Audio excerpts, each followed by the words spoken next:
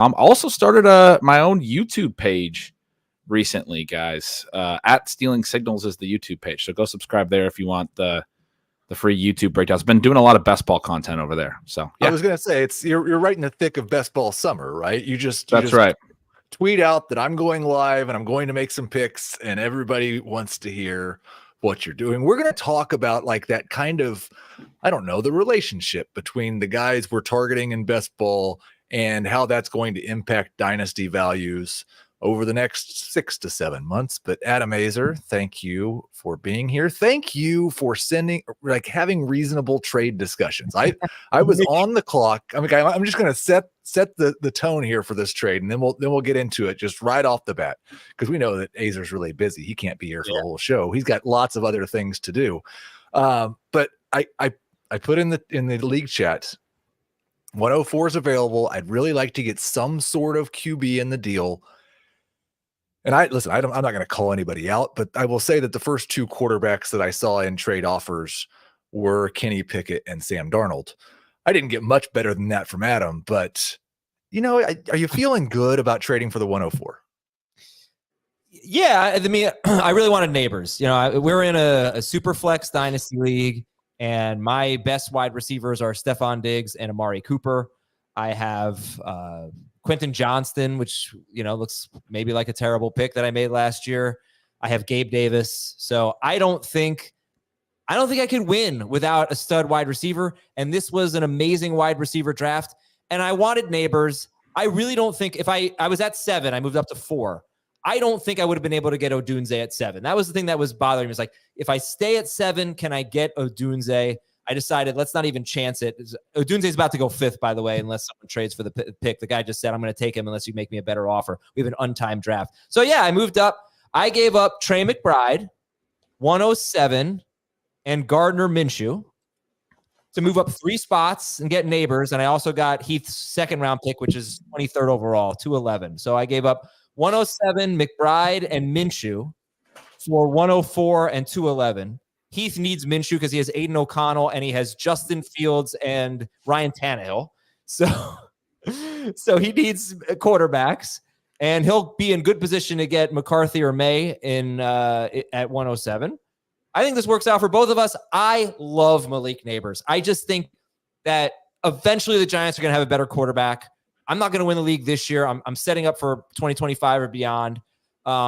And I even think he could be good this year. And I love the talent. I think we could have like a perennial Pro Bowler there. And I really think you need one of those on your team at wide receiver, a young stud receiver to be good in Dynasty. So I had to gamble. I had to give up McBride to do it.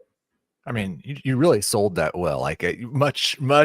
I didn't even know that you were going to tell the trade, and you told the trade and you sold it so well. And so, Ben, I actually sent you a rundown last night, but it was pretty late, so I don't know if you saw it. And it's a Dynasty mailbag show today. We're answering everybody else's questions, but obviously we're going to start with Adam and Heath's question, which is like grade the trade. We've got a trade here, and Adam gave some of the context. I do have Aiden O'Connell and not much else at quarterback, so I've got Gardner Minshew now. I knew Adam had put out to the league a couple of days ago he wanted to trade Trey McBride for a wide receiver. And he's obviously a Giants homer. So I knew Malik Neighbors probably had more value to him than anyone else. But how do you view this trade? It's the 107, which based on what we know is probably going to turn into JJ McCarthy or Drake May, and Trey McBride and Gardner Minshew for Malik Neighbors in the late 2nd. I love this trade for both of you guys. The chat's saying that Heath dominated this trade. The two. So first of all, I want to ask, this isn't a tight end premium league, correct? No. So I love Trey McBride, and I did see the rundown, and we have some other questions about Trey McBride. So we'll get a chance to talk about him. The two things that I think are kind of underrated values in this trade are that I do think Trey McBride I'm higher than market on him. I know a lot of people are really excited about him, but I do think Heath got a really good player there. But I think the move up from 107 to 104, on its face doesn't seem like this massive move up.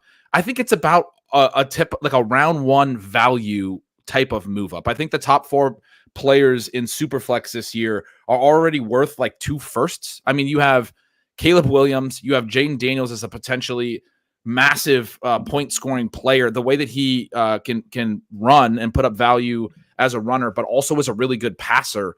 I think he's the best pick in redraft right now in early like best ball and stuff. And there's some concern about the hits he takes and all of those things, but he has the potential to be a massive fantasy quarterback. And then Marvin Harrison and Malik Neighbors, as much as I love Odunze, have really come around to these two guys being elite profiles, like two of the better receiver profiles that we've seen in maybe the last decade. And so the top four for me are like already worth 2 firsts if you wanted to trade into it this year. Any of them could be the 101 in a given year. The 107 is still a really strong pick. There's a lot of great players you can get there, but I do think it's a tier break and a significant one. So I actually am buying Aizer's propaganda here that he had to pay to get up a tier break to get Neighbors. I love McBride, but I do think this is a pretty balanced trade on both sides. The drop from 104 to 107 is significant, and Aizer had to give up something to get you to do that, and he did. And you get some interesting pieces on the other side. Probably lean Heath's side still, but I don't think this is any kind of a steal or anything. I think it's a good, fair trade for both sides. Jerry in the chat asks, I wonder how much Heath won that based off his own trade chart.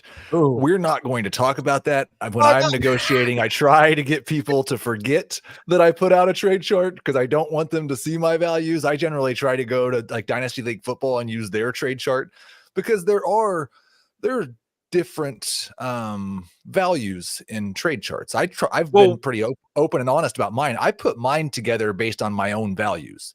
We know that you would have Minshew as like worth 3 first-round picks, probably. I would guess, especially like it's a Superflex league, so maybe 4. But no, I have to account for the fact that the Raiders might make a mistake and start Aiden O'Connell for a couple of weeks, right? But no, I think you have to know when you're looking at a trade chart, what is this trade chart trying to tell me? Is it trying to tell me what the average person thinks is value, or what the person who put the trade chart together is value? Dave and I have talked about this a lot. His trade chart in redraft is more based upon like what is a fair trade according to the consensus with Dave's opinion factored in. Mine is more like, here's how I value these guys. Yeah. Use a different trade chart. Take advantage of that if you want. I think you see it in the NFL though too, right? Every team's needs are different because the trade chart doesn't have any context. It doesn't factor in that I have Jake Ferguson. Someone said, who is Aizer's other tight end? So it's not like I'm terrible at tight end. I also think the really interesting part of this was, could I get Odunze? I think the answer is going to be no to that. But I could have just gotten Bowers. I could have traded McBride for a veteran wide receiver or something like that and just sat there and taken Brock Bowers. But look, fantasy's fun, right? Obviously, I'm a Giants fan, but I think I would have done this no matter what. I love Malik Neighbors. I just love him. And I really wanted him on my team. That's a fantasy building block. I simply do not have enough fantasy building blocks on this team to win. And my wide receivers in another year, again, Diggs and Cooper, Gabe Davis, Quentin Johnston, I could have terrible wide receivers. I need something to anchor that position. So I felt like I had to go get Neighbors, and I'll start Jake Ferguson every week, and I'll be fine with it. Here's the strange thing about that trade that I'm not sure you accounted for. I also love Travis Kelce. But yeah, again, who knows how much longer Travis Kelce is an elite tight end. Hopefully this year I just have 2 elite tight ends. And Joe kind of makes your point. I don't hate it at all. Trade charts don't account for getting guys you are excited about. That's worth something. It's worth more, I think, in a dynasty league. And this is kind of, maybe we'll transition into, Ben, I know you're producing a lot of best ball content. We're going to start with 3 questions, not really start now, but we do have 3 questions for our guest as always. And I think a lot of times the best ball conversation turns into like, what makes the most mathematical sense? What's my exposure to this guy and this guy and this guy? And in a dynasty league, like you're going to have these guys maybe you might have Malik Neighbors for the next 12 years. Like, go get your guys, I think applies a little bit more, but they're not completely unrelated. Like, I would guess that you think the guys especially the younger guys, you're drafting the most of in best ball this summer are going to increase their dynasty value in the next 6 or 7 months because they're going to smash according to what the current expectations are. So who is the one player that you see increasing their dynasty value the most in the next 6 or 7 months?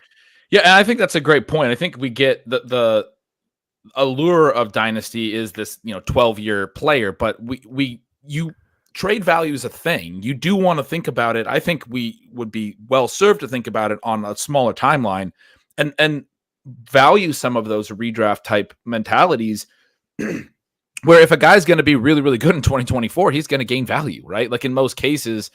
So the answer to this in terms of like the player that's going to increase the most, the biggest thing is it's young players. Malik Neighbors could be the answer to this, but he's already really highly valued, frankly. Right. I wrote a piece at my Substack right after the draft a couple weeks back about hammering the rookie running back group in all formats. I think that applies in the late rounds in best ball because a lot of these rookie running backs, more so than other years, landed in the spots where they look like the pretty clear number 2 and have some immediate opportunity to, and in some cases are behind inefficient starters that they could potentially pass in year 1. So there's some real value there. As a group, I would name some of those guys: Bucky Irving, Marshawn Lloyd, Jalen Wright. There's some second-year guys I'd throw in there. Kendre Miller is still lingering, had a really injury-prone first year, but he was a 21-year-old rookie, young guy. Chase Brown. But the one name I'm going to say in terms of increasing dynasty value from this rookie class, because for me, this question becomes who's the most undervalued rookie?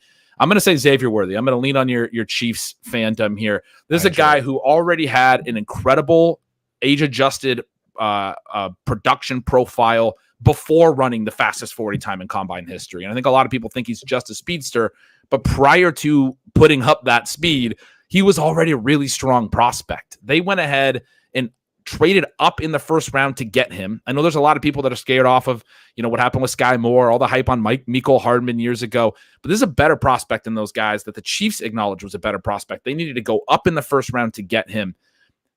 Obviously the Rashee Rice stuff, we don't know what's going to happen, whether he might potentially get suspended, what's going to happen there. They had already brought in Marquise Brown, but Marquise Brown on a 1-year deal. And it was pretty clear they didn't want to put a ton of long-term money into that. And they've kind of been clear that their team building idea with Mahomes being paid a pretty penny is that they want to spend their money on defense, on offensive line, and Mahomes can carry bad receivers. And that's been proven. They just won the Super Bowl last year with a legitimately bad receiving core. But Xavier Worthy is the guy they wanted to go out and get in the first round. I don't think he's going to have massive competition going into the next couple of years. If he's at all efficient or good this year, he's going to gain. He's kind of undervalued. People are worried about the weight and stuff, but he's going to gain a lot of value quick because he's a young, productive player in a passing game that we know is going to throw a ton and is going to be efficient. He's tied to Patrick Mahomes. He could really, really shoot up in Dynasty. So, Adam, I think that's like one of the first responses that we got in our league chat to your trade up for Neighbors is you must really like Daniel Jones. And obviously you don't, but do you like Worthy being attached to Mahomes? You could see that breakout in year 1. Do you worry at all about what Neighbors value does if the Giants offense is just remains terrible this year and he has an 800-yard receiving season? What do you mean? Am I worried about what he's going to be or like what his trade value will be? What his dynasty value will be after a year like that? Not really, because you're just going to keep him forever? No, I'm not really worried. I think if they have another bad season, they will have a new quarterback one way or another in 2025. And I've gone through this, you sort of disagree with me, but I looked at some rookie receivers who had terrible quarterback situations and still had huge seasons, like Mike Evans, like when Cam Newton and the other guy, Calvin Benjamin. Yep. You could say OBJ. Like Eli Manning wasn't crushing prior to that, and OBJ was this LSU guy that a lot of people are comparing Neighbors to, right?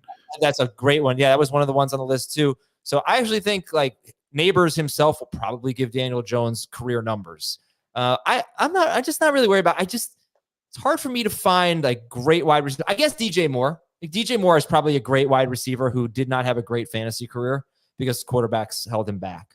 But I think if you're a truly great receiver, you'll find your way. Yeah, and I think that Terry McLaurin would be the other answer to that. And we did have somebody else responded that the answer was going to be Hollywood Brown. And I do think that's an interesting bet to make between Worthy and Brown because they do have some similar skill sets. And I could see either one of them being the biggest riser in terms of dynasty over the next 6 to 7 months. There's been a player, Ben, that I've seen. Adam and I have talked a lot about him. We've talked a lot on FFT about him, and there's a lot of discussion about him in best ball. He's also a second-year running back, and it's De'Von Achane. And I think you could make people are making the argument either that he's way overvalued because he's never going to be a full-time running back. The Dolphins don't view him like that, and he can't handle the workload anyway.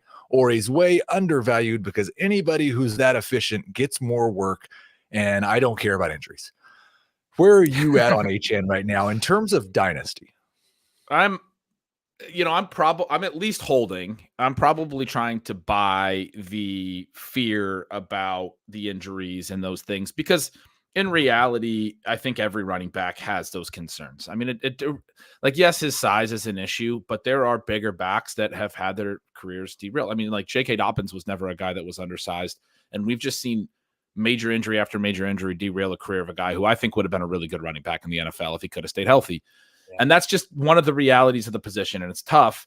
The big thing around Achane going into year 2 is the situation. This offense does an incredible job of funneling volume to the players that they want to funnel it to. Mike McDaniel intentionally gets the ball to the players he wants. Tyreek Hill had the highest targets per out run of any player in the NFL last year by a lot, and Jalen Waddle was still like 7th in that same offense. Tyreek Hill was dominating that much. He was higher than most number ones, the top 2 wide receivers getting all of the work. And then he did the same at running back. And the guy who really dominated last year was Raheem Mostert, led the NFL with 21 touchdowns, but he's now like an 8th round pick in best ball. So something's not right. Either Raheem Mostert's a massive value because he led the NFL in touchdowns last year and you can get him in the 8th round, or the concern from the drafting community that he's 31 years old and isn't going to be able to continue to do this forever is fair. And if he does fall off, I mean, Achane had 11 touchdowns alongside that last year. They had a game where they both scored 4 touchdowns in the same game last year.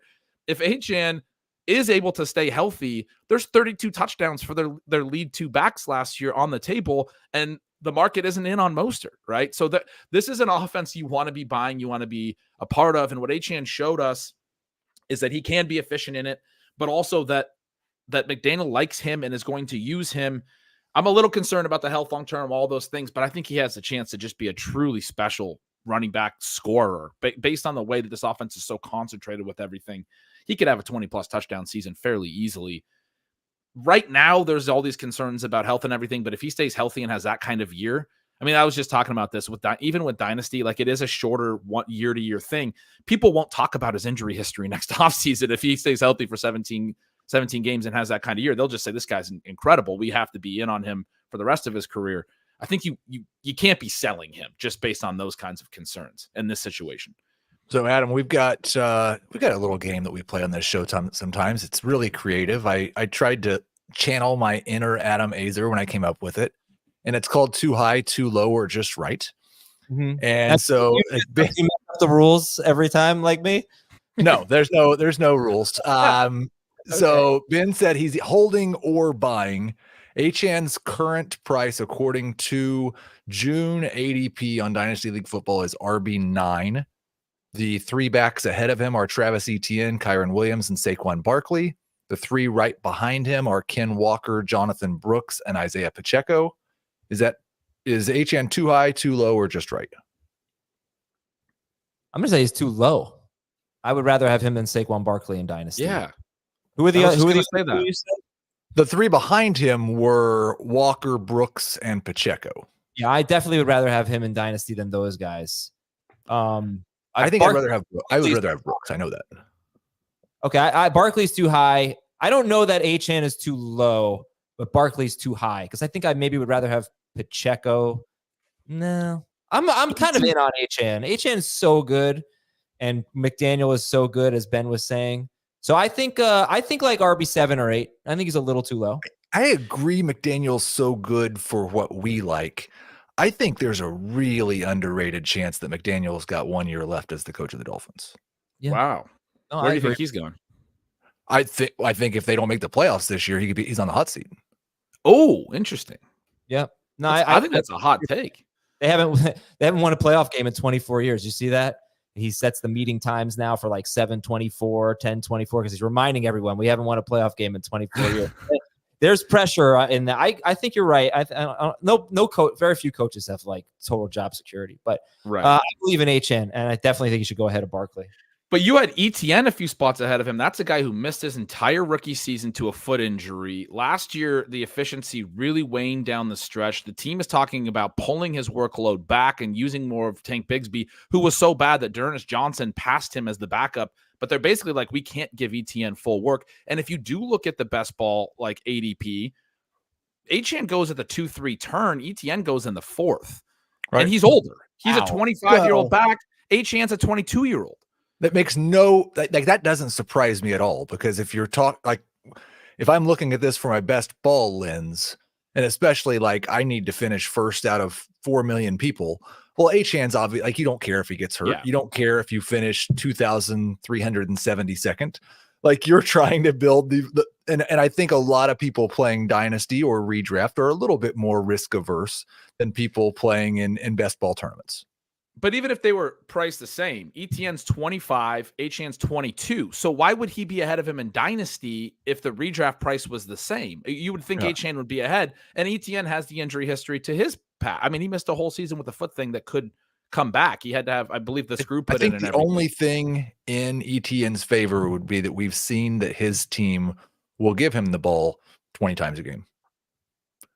I think there's a real, I think Achane could play 17 games this year and just average like 10 to 12 touches, and his yards per carry falls to 5 or 5.5 like we'd expect, and maybe he scores once every 20 touches instead of every 10. Now, there's a lot of room. It's just like that's why I wanted to talk about him, because he could be the number 2 running back in Dynasty 6 months from now, and he might not be a top 30 guy if he suffers a major injury, or Jalen Wright and Raheem Mostert have more touches than he does. So last question. This is the most difficult one. I don't know why I did this to you, but I think it's a really interesting question. And we just talked about Trey McBride. Who are your top 5 Dynasty tight ends? So I've been really into the elite tight end group this year. I've made the case that the top 7 in redraft are stronger profiles than we've ever seen in fantasy football. Good. I don't think we've ever been this deep at the top. Pitts and Kincaid are in that top 7, and I think people would question their talent level, but I think they both have really positive situational things moving in the direction. The other 5 are fantastic players. I'm really into McBride. So my top 2 is very clearly Laporta and McBride. Yep. I would actually put Brock Bowers 3 already, because he is that good of a prospect. If you go look at how much better and how much more productive he was than A.D. Mitchell when Mitchell was there, than Jermaine Burton when Burton was there, then Ladd McConkey was there the whole time. All those guys got drafted reasonably high in the NFL draft, and Bowers crushed them. And on top of that, they were giving Bowers rushing attempts. He has 10 career carries in college for over 100 yards and like multiple, or maybe it was 20 career carries. I can't remember, but I think he has like 5 rushing TDs or something in college. I mean, he has all this like rushing production for a tight end, which is just crazy. Just more like his college team wanted the ball in his hands because he's that elite. So anyway, I would have him 3. I think it's tricky after that point. And the reason I started by talking about the redraft elite tight ends is obviously I'm still in on Kelsey, Andrews, and Kittle. But I think with these young profiles and the element of, how value gains can happen for young players, as opposed to like Kelsey and Kittle and Andrews just have to be good to not lose value, to maintain value in Dynasty. I would put probably Pitts and Kincaid as the next 2 in my top 5, because I do think both those guys are really well positioned to have strong seasons in 2024. But that's like a tier down, and I think you can make the case for the veterans that are proven producers, to go ahead of those guys. Yeah, I've got it. Laporta, McBride at 1 and 2, and in that tier, like very, very close. And then Andrews, Kincaid, Pitts, and Bowers are my next 4. Very, very close in a tier. But Bowers is actually 6 for me, Adam. You made a wow face because you couldn't imagine not having Mark Andrews as a top 5 Dynasty tight end. Is that right? No, I'm wowing at my own rankings, which I just did because I didn't know about this, right? So yes. I'm just doing this. So I went Laporta. I don't know why I feel this way. I put Kincaid 2, and then I put Bowers, then McBride, and then Andrews, Pitts. I had Pitts 6. Why do I like Kincaid more than McBride, guys? Bowers. Well, but this is why we just made this trade. I know. I'm not as high on McBride as you guys are, but the thing is, like, why am I taking McBride over Kincaid in redraft? their redraft and dynasty values should be pretty similar, right? Mm-hmm. They are the same age. Yeah, I mean, yeah, the McBride's going into his third year, Kincaid into his second, but still, if I like Kincaid better this is the thing, if I like Kincaid better in dynasty, why don't I like him better in redraft? Maybe I should. Maybe there's really no big difference there. But I think Marvin Harrison is a huge hit on McBride's value, basically. I don't see that right now for Kincaid. So if anything, I would think the case for Kincaid might be easier in redraft than it is in dynasty, because this might be the 1 year that he gets without any good wide receivers around him. Yeah. Like he might just be force-fed targets because they don't have a better option.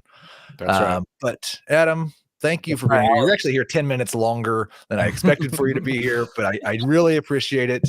We're going to take a short break. When we come back, Ben, Gretch, and I are going to get to your dynasty questions. Ladies, he's shaking. He's swimming.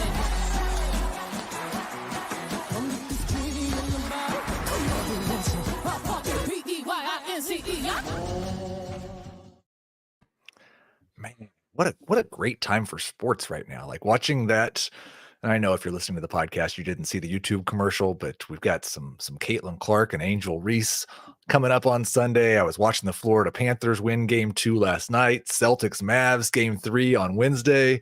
I always do, like when I think about you, Ben, and watching sports, like I slept in this morning because I stayed up watching a hockey game that was probably over at like 6:30 your time. Yeah. I mean, it's fantastic. We the West Coast living is the way to do it for watching games. But yeah, you're mentioning all those sports. I mean, we have like the cricket. The U.S. cricket team is doing awesome in the Cricket World Cup right now. I mean, there's a lot of stuff going on right now. Yeah, you're gonna get crickets from me on that. I've not jumped on that craze quite yet, but I have seen people tweeting about it. And at some point, I'll probably fall down the rabbit hole and actually learn something about that game, because I know absolutely nothing. Let's get to your questions, which hopefully I know a little bit more about. Sean asks, as a team who was a contender and is now aging off into a rebuild, what are your best suggestions in this process? I think it's a really interesting question that there's a lot of different views, but there's really 2 main views. One is, hold on until midseason and then trade whoever didn't get hurt, who haven't lost all their value. And one is, get out as early as you can, finish first or last. What are your thoughts on that process, Ben? I'm closer to the second one, and I think the biggest mistake that I've made in this situation in the past is trying to get what I think is like fair market value. I think my biggest piece of advice is be willing to take what feels like even bad value to you just to get younger, because those, if you're just selling off a veteran for a 3rd round pick, those 3rd round picks can hit. I was just talking about some rookie running backs that I really like that are going in 3rd round in a lot of these rookie drafts, and you can gain value. You're not going to gain value from the aging assets.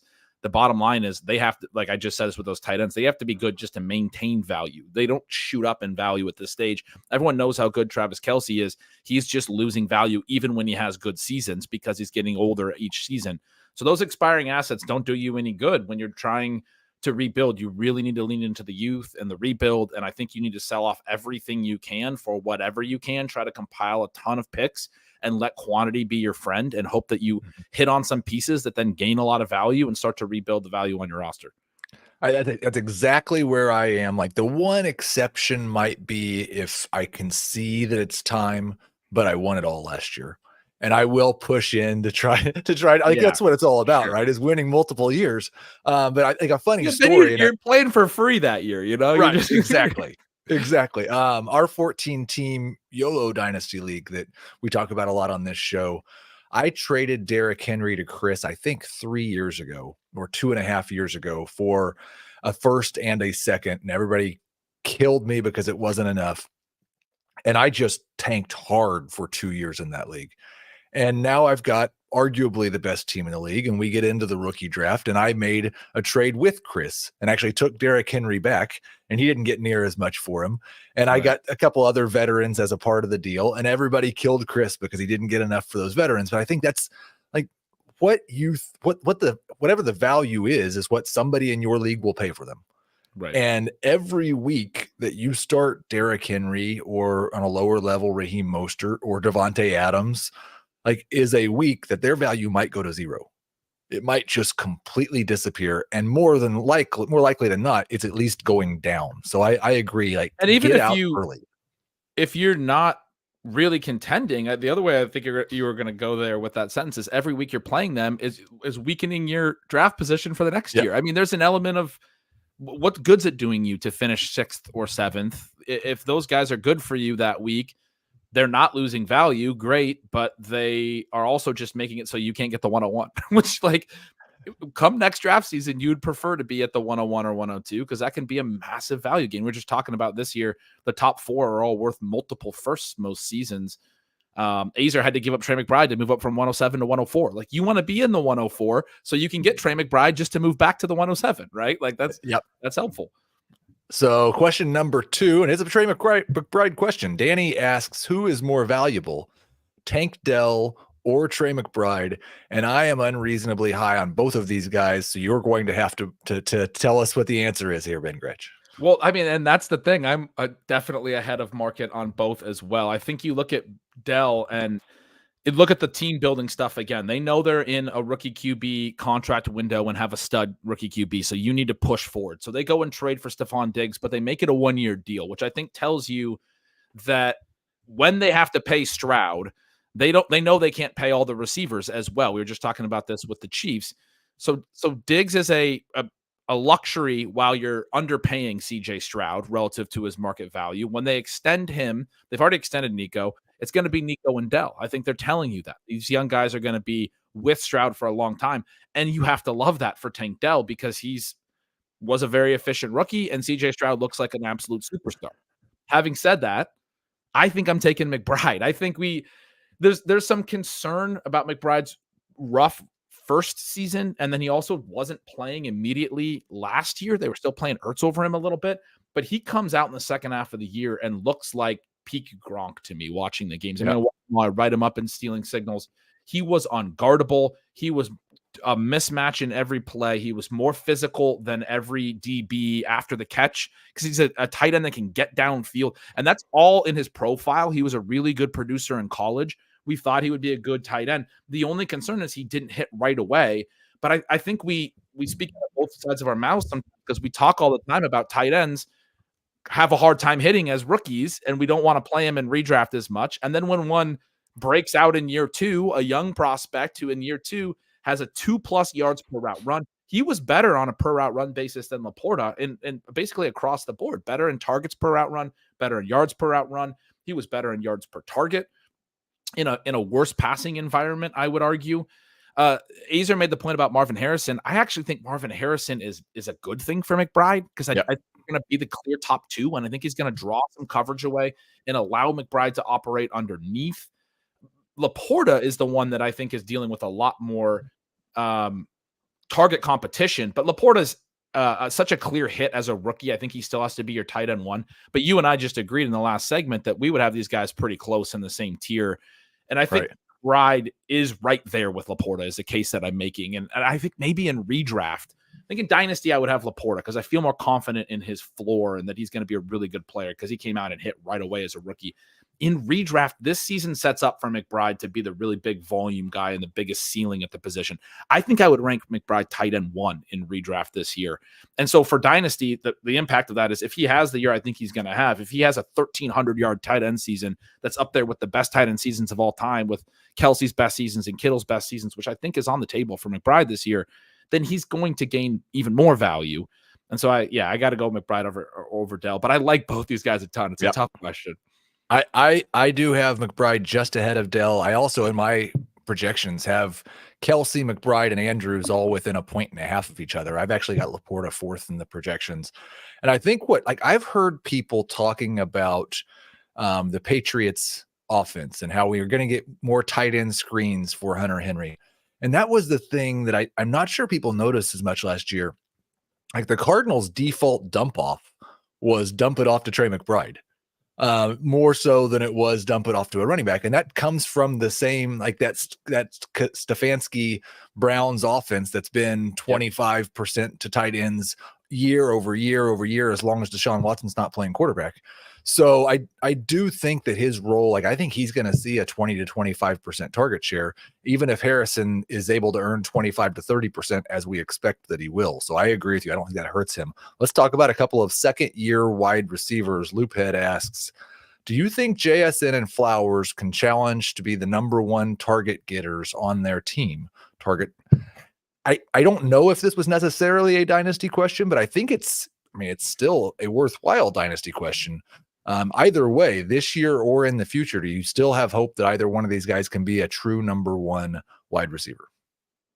I do. I think both of them are going to move that direction. I would say Flowers for sure, because I think that a little low-key concern for me about Andrews, because the Todd Monken offense last year seemed to be a little bit more wide receiver heavy.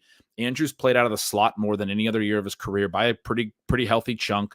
His ADOT fell and his targets per out run fell. He was basically doing a lot more just like slot curls and stuff. And that old Greg Roman offense, we would get those seam routes and he'd have the high ADOT, those spike plays, split the safeties and cover two. We didn't get as much of that from Andrews last year. Now, the offset of it was that the Ravens dropped back more. So he ran more routes. He was worse per route, but he ran a lot more routes. And I think that's fine for Andrews at the tight end position. But because of that texture of the offense, that little shift with the new coordinator, I think Flowers can certainly contend with Andrews to sort of lead the team in volume. JSN's a little trickier. I do think he'll cut into the big two more under Ryan Grubb. I'm a UW guy. I got the helmet in the background. He was the UW offensive coordinator last year. The way I would describe the UW offense last year is it was a high, like very multiple, tons of motion, tons of different formations, tons of misdirection. And it led to a lot of spread where the ball would go, a lot of different directions. I think we'll see it a lot more spread in Grubb's offense than it was in Waldron's offense last year. I think DK Metcalf and Tyler Lockett are really good players, but I do think JSN's going to be cutting into that more. For a long time in the Seattle offense, DK Metcalf and Tyler Lockett, there was no third target getter that would get more than like 70 targets on the offense. Last year, JSN was the first one in like 4 or 5 years, I think since DK Metcalf was drafted actually, that any player had more than 70 targets. I think you're going to see it spread more. I don't know if JSN will be the number one, but you'll see it there for him to be a part of the big three. I'm more concerned relative to where they were ranked last year about JSN than I am Flowers, and I would prefer Flowers in Dynasty over JSN now. It seems like everybody kind of dropped both of them, and I just didn't drop Flowers that much. So I think I'm with you on that. I do think Flowers' chances are better. Both of them still have some hope. I was hoping that the Seahawks would just trade Tyler Lockett to the Chiefs in the offseason, but they don't ever want to let go of Tyler Lockett. They are definitely the team that is not going to go into the rebuild. We're just going to start the veterans until they have no value at all. Let's talk about Chuck and a Superflex rookie draft. And I think this question's pretty easy, but we want to answer it for him. Would you take, he has picks 3, 12, and 15 in a 12-team Superflex rookie draft. Would you take Jaden Daniels and best available with the next 2 picks? Or would you take Neighbors and try to double up on Nix and Penix? He has Kirk Cousins, Daniel Jones, and Justin Fields, so no real security there at quarterback, but some reasons for hope, at least with 2 of those guys. I'm pretty clearly taking Daniels over Neighbors without this context, but in this context, it's a pretty easy click for me. Yeah, I think that's the way I would lean. I will say that I do really like Bo Nix and what he's going to have and the fit with him with Sean Payton and the way Payton likes to run his scheme. I think, Payton likes to throw a lot underneath and use the short passing game as an extension of the run game. Nix was very good at that. Broke the NCAA pass completion percentage record last year with a low ADOT, and that's what he's been hammered for. It's like, oh, he's too conservative, but that's what Payton wants him to do. Yes. I think he's going to be a really good fit there. So I think you could argue if you can get Nix there and you're sure you can get Nix there, that Neighbors and Nix is a pretty good one too, that could be comparable to Daniels and the receiver you get there. But I think I'd still go Daniels because I think there's a possibility you could even get Xavier Worthy at 12 in some leagues, depending on, how people are going to play the back end of the first round. And a lot of the leagues I'm in that are a little bit more analyst focused, I think Worthy typically goes at least by like 10. And so you're probably not going to get him at 12. But if you can get Daniels and then like a Worthy, I mean, you're in an incredible spot. But again, to your point, the QB situation on this team is so desperate that it probably is Daniels regardless. And the other reason it's Daniels is I don't think there's any guarantee. Like, I'm in this rookie draft right now and I have the 7th pick. And if you told me I could trade back, and I hope nobody's listening within the league, but if you told me that I could trade back from 7, which is probably going to be May or McCarthy, and get to 12 and add like what that value is worth, and Nix was definitely going to be there at 12, I would do that. I don't have as big a gap between May and Nix as a lot of people do. It's a gap. I'd definitely rather have May. But there's no guarantee. If that team at 9 or 10 or 11 wants a quarterback, they're taking Bo Nix, or they might take Penix. I've seen him go ahead of Nix in some drafts. So I would definitely go take Daniels, get your quarterback. This next trade, I really haven't considered which side that I like. I hope that you have a little bit, but the more important thing was one of the guys I really wanted to talk about. So Steve sent us an email, and he was looking at a trade where he would send Mark Andrews, Javonte Williams, and a 2025 second. That's Andrews, Javonte, and a 2025 second for David Njoku, Jahan Dotson, Rashad White, and a 2025 first. Now, we don't know how good either one of these teams are, so we'll just speculate mid picks for both. But it's Andrews, Javonte, and a second next year for Njoku, Dotson, White, and a first next year. Which side are you on for that trade? And the guy I want you to kind of focus on is how you're feeling about Javonte Williams, because he is somebody that I've traded for in a couple of dynasty leagues and seem to be more optimistic than the general community. I'm drafting a ton of him, and I think he's an incredible fit for what Sean Payton wants to do. The Broncos led the NFL in running back targets last year. It's the Sean Payton staple. I did have questions going into last year about whether that had more to do with Drew Brees or Sean Payton, because it was always Brees. Yeah. But if you when he did that with Russell Wilson, we have no more questions. Like, you make Russ check down.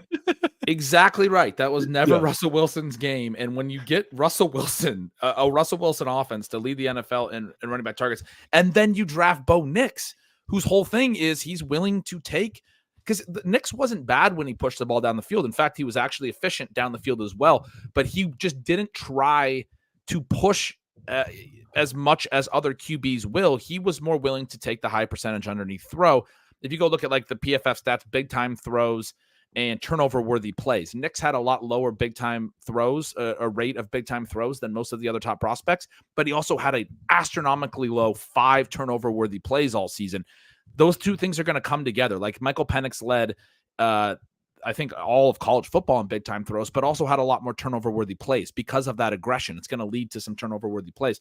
Nix's comfort level as a quarterback, you could call him a check down artist if you want, but he's very efficient at it. And he's going to take the high percentage throw as opposed to pushing it into coverage. And that's what Sean Payton wants him to do. The running backs in Denver, not only do I expect them to potentially lead the league again, I think there's a possibility of like, they led the league with like, I think 153 targets last year. I think the Denver running backs could have about 200 targets this year. I think they could go way away from everyone else and just be so much receiving value that it's so valuable. At the same time, I think I would actually take the other side of this trade, whether it's Rashad White or the listener also said that they could potentially get Jalen Wright instead of White. I would take White, but Jalen Wright's, I think, a really interesting piece to grab if you're in like a huge rebuild. If Mostert does fall off, Wright could really gain value. He's one of those guys that could gain the most value in the next 6 to 7 months. But the biggest thing for me is going from a 2025 second to a 2025 first could be massive. Those first round picks, the top 6 or so prospects in every class are worth a ton. I don't think the drop off from Andrews to Njoku is that massive anymore. Andrews getting up there in age and the offense not really being built around tight ends anymore is at least a little of a concern for me. And Njoku had his career high targets per outrun, yards per outrun season last year. A lot of the short dump offs that you just talked about from those Stefanski offenses we saw, a lot of that was with Joe Flacco, but I think you can be a little bit interested in Njoku in this stage of his career. So it's Andrews and Williams, who I like both of more than Njoku and White, but then you get to go from a second round pick to a first round pick. It's a very close deal. Jahan Dotson's in there as well. I think he's probably not a huge piece, but I kind of like getting that first round pick for these small step downs at tight end and running back. I could understand seeing the other side of that as well. Well, this like we're pretty much in lockstep on everything you said. I was, while you were talking, putting this into my trade chart, and it came out at 43 points for both teams. Like literally a dead even trade. But that's again assuming a mid first and assuming a mid second. If you think that you are giving up an early second and you're getting a late first, there's no chance I'd do this deal. If you think the opposite, then I would definitely do this deal. So you kind of like, and it's hard to guess on that. You might be wrong, but I probably wouldn't do this because I'm a little bit more excited about Andrews than you are. I'm a little bit more concerned about Watson and Njoku, but it's a completely and entirely fair trade. And if you like it, do it. Let's take one more break, and we got a few more questions from the listeners. It's a Sunday in Seattle with another round of the Cascadia rivalry on CBS and streaming live on Paramount Plus. Keep your eyes on me.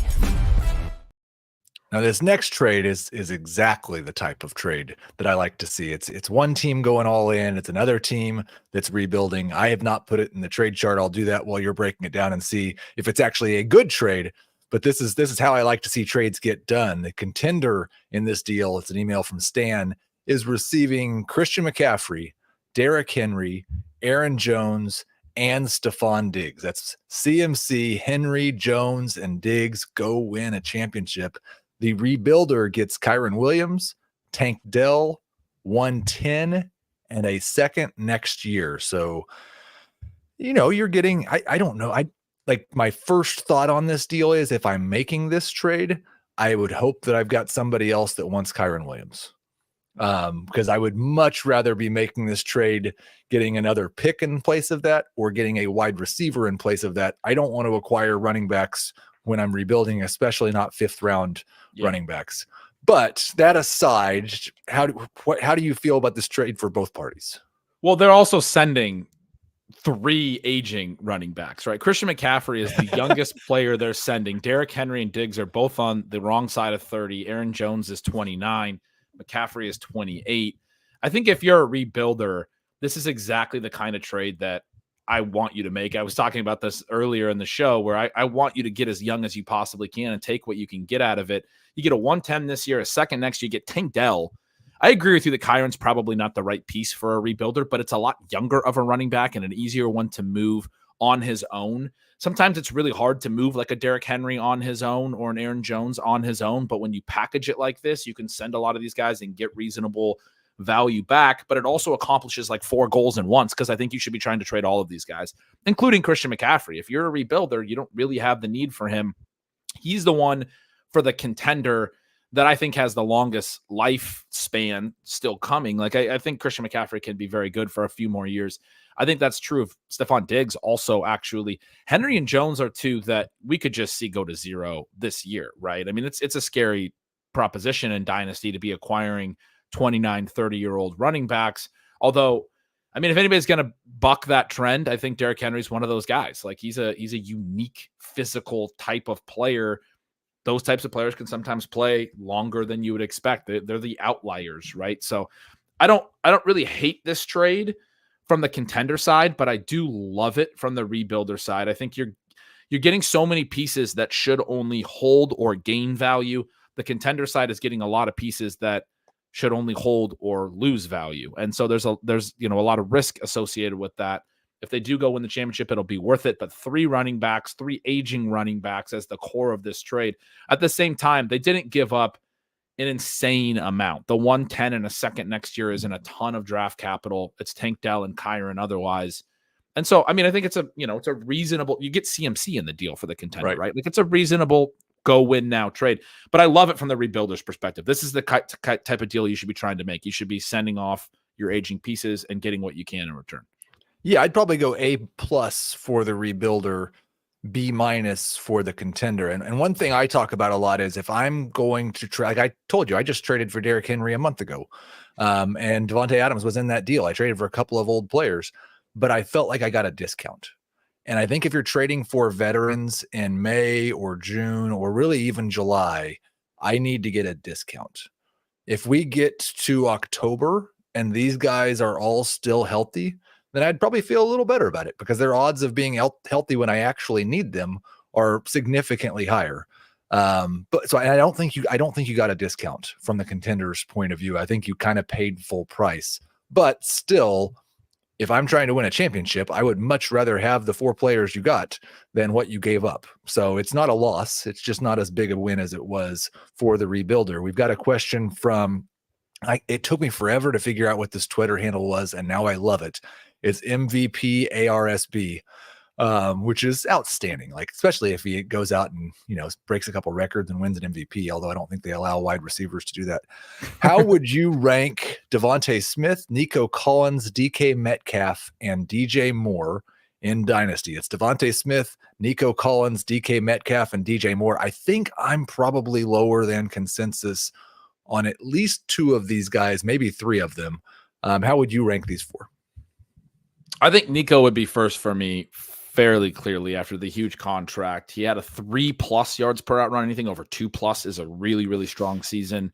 3+ last year with Stroud and Stroud's rookie year. I'm a big time Stroud believer. I've seen some stuff everyone is, but I've seen some stuff this offseason that's like, well, maybe we're getting a little ahead of ourselves putting him in the top 5 quarterbacks. I will put him in the top 5 quarterbacks right now. Like, I think he's that good. He was that good as a rookie. I think he's going to be a superstar. I mean, I just don't think there's really any doubt. He was so fantastic last year as a rookie. You don't transition that well to the NFL game unless you are that good. And so Nico being tied to him for so long is just really, really promising. And so he would be the very clear one for me. I mean, not like I wouldn't give up, massively more. I would definitely rank him first. The next 2 for me would be Devonta Smith and DJ Moore in some order, and then Metcalf would be last. Because as I said when we talked about Seattle a little bit ago, I do think it's going to be a little more spread. I think we're going to be looking at Metcalf less as the clear number 1 in that offense a year from now. The way you look at like redraft ADP right now, Metcalf's still going in like the 3rd round in a lot of these early best ball drafts. JSN and Tyler Lockett are going much, much later. I don't think that gap is right for the way that Seattle is going to actually play things. And I think that's going to trickle down to dynasty values by next year. Metcalf would be the low end for me. Devonta Smith, DJ Moore sort of in the middle, like both those guys. Probably would lean Devonta for youth. And DJ Moore has a little bit more target competition in his own right. But that Nico would be the clear one, Metcalf the clear last for me. So I didn't want to tell you the guys that I knew I was lower on, but it's the guys I'm lower than you on as well. It's Nico and it's DJ Moore. I'm a little worried. Like, what if Keenan Allen matters this year and Rome Odunze is good? And so next year we've got DJ Moore coming off of a wide receiver 3 finish in fantasy, and he's 28 years old. Mm-hmm. I could see it this year being kind of a disaster for his value. I have Devonta Smith, who I know I'm higher on than everybody else. He's still a top 15 dynasty wide receiver for me. I have him first. And then DK and Nico are very, very close, right around wide receiver 20 for both those guys. And then I've got DJ Moore as the clear 4th option. But, I've been wrong about DJ Moore before. We all remember that. So maybe I will be. Everybody has. Like, as the way his career's gone, if you've never been wrong about DJ Moore, then you should probably be making a lot more money than this. Michael asks, we'll finish up with one more tight end question. And this is a guy I liked before the draft, Theo Johnson, a fantastic athlete. If you're one of those guys that for rookie tight ends, all you think matters is athleticism, you got to love Theo Johnson. What do you think of Theo Johnson's value with the Darren Waller retirement news? I think he's kind of a scratch off. You just said it really well. He's an incredibly athletic player, and there is a lot of data that shows that the best tight ends in fantasy are super athletic. That doesn't have to work both directions, though. There's a lot of super athletic tight ends that weren't good in fantasy. It's a thing we like to see, and it is a positive. But you also need to see a player who has receiving ability, and I think that's one of the big elements in fantasy football that people. They love to think about opportunity, but don't necessarily think about the skill side of it enough. It is a skill to earn volume. It is a skill to be productive. In almost every case, the guys that end up being really good at the NFL level were productive in college on some level. Theo Johnson played 4 years, and his career season highs over his career were 34 receptions and 341 receiving yards. He never had a 350 receiving yard, 500 receiving yard season. Like I was talking about Brock Bowers, he came in as a freshman and had 800 receiving yards with 3 future NFL draft picks at wide receiver. If you're that athletic and you can't translate it into a lot of production at the college level, it's hard to be super productive. I mean, super, enthusiastic that that's going to translate at the NFL level. Having said that, tight end is a position that I think can get scheme touches. I think this is the kind of guy that I would say I feel with a lot of confidence won't be an elite tight end ever, but there are tight ends that can be productive enough to matter at a position with a low floor if everything is sort of schemed out for them and the pass game's good. If I'm in on Theo Johnson, I'm actually like thinking that Malik Neighbors is a stud and is elevating the Giants pass game, is making Daniel Jones better, is making things work for Brian Dable, and then Theo Johnson's kind of being brought along as that pretty good tight end. It, I guess, would remind me a little bit of Jake Ferguson, I guess, like the way CeeDee Lamb took it to a next level last year, and then Ferguson was good, but Ferguson's not an elite talent either. If Neighbors is that type of hit as a rookie, and I think he has the potential to be, there's going to be room. He's going to draw coverage. He's going to shift the way that defenses play this team. There's going to be room for Theo Johnson to have some splash plays and things like that.